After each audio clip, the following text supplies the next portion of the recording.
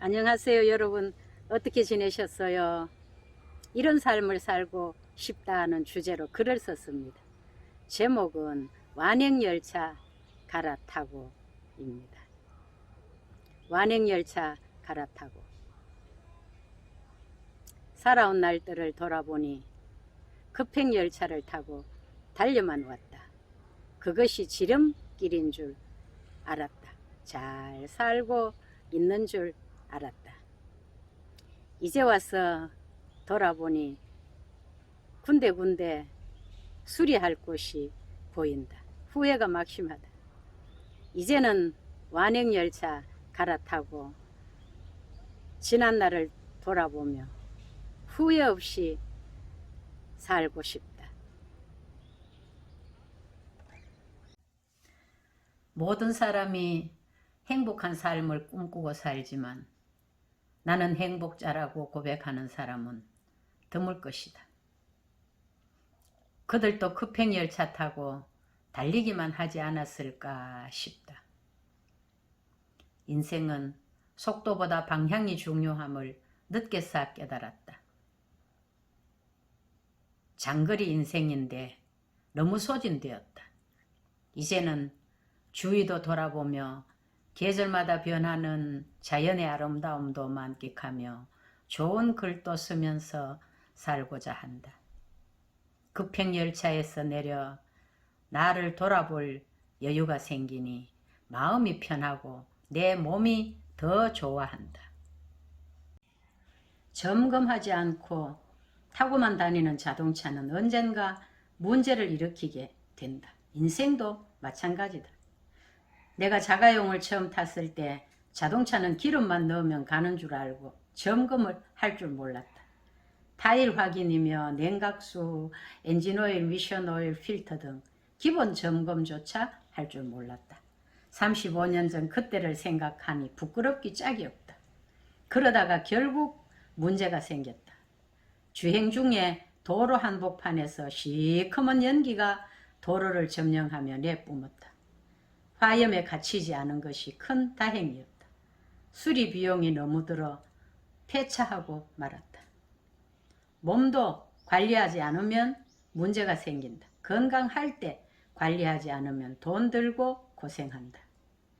쉼없이 달려만 온 나는 고혈압, 뇌혈관, 심혈관의 이상 진단을 받았다. 건강을 위해 교회 사역 32년 만에 은퇴하게 되었다. 이제라도 더 늦기 전에 다양한 방법으로 건강관리를 한다. 식습관, 생활습관, 취미활동, 글쓰기, 자연과 교감하기, 화초 가꾸기, 일찍 자고 일찍 일어나기, 감사일기 쓰기, 여행, 걷기 등이다. 근간에는 무릎 관절이 불편해져서 운전을 줄이고 좋아하는 탁구도 절제하게 되었다. 탁구를 통해 스트레스 해소와 교제권이 넓어지고 좋은 점도 많지만 건강을 위해 과감히 결단했다. 사람 때문에 웃고 울며 다람쥐 쳇바퀴 돌듯이 다양한 사람과 만나고 헤어진다. 그 중에는 향기 나는 사람, 숭늉같이 구수한 사람, 기대고 싶고 만나면 또 만나고 싶은 사람이 있다. 그런가 하면 남의 말에 공감과 경청을 하지 않고 자기 주장만 세우는 사람, 비수 같은 말로 상처를 주는 사람, 성품이 다듬어지지 않는 사람, 지나치게 이기적인 사람도 있다. 그럴 때는 거리를 좀 둘 수는 있지만 무자르듯 관계를 끊을 수는 없다. 그럼에도 불구하고 좋은 관계를 유지하고 사는 것이 삶의 지혜다. 단점만 보면 가까이 하고 싶은 사람이 별로 없다. 단점은 덮어두고 장점을 칭찬하고 서로 위로하고 격려해야 한다.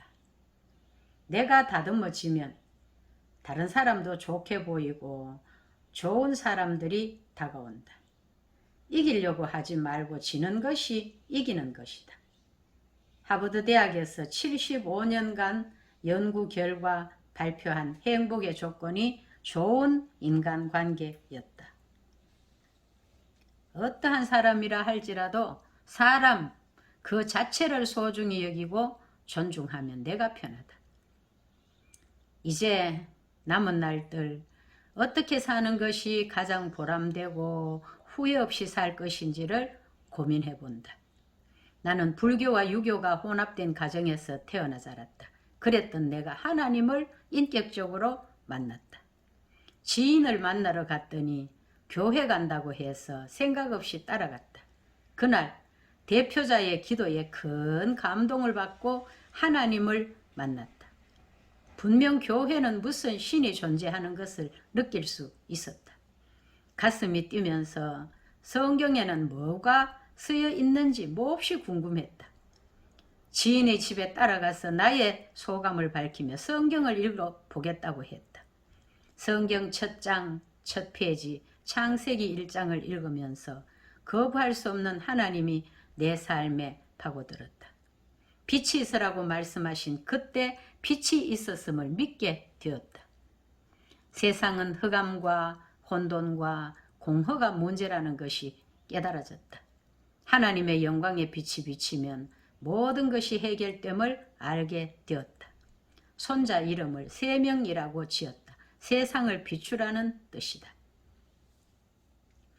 태초에 하나님이 천지를 창조하시니라부터 시작한 천지 창조가 하나도 의심 없이 그대로 믿어졌다. 내 나이 22살이었다.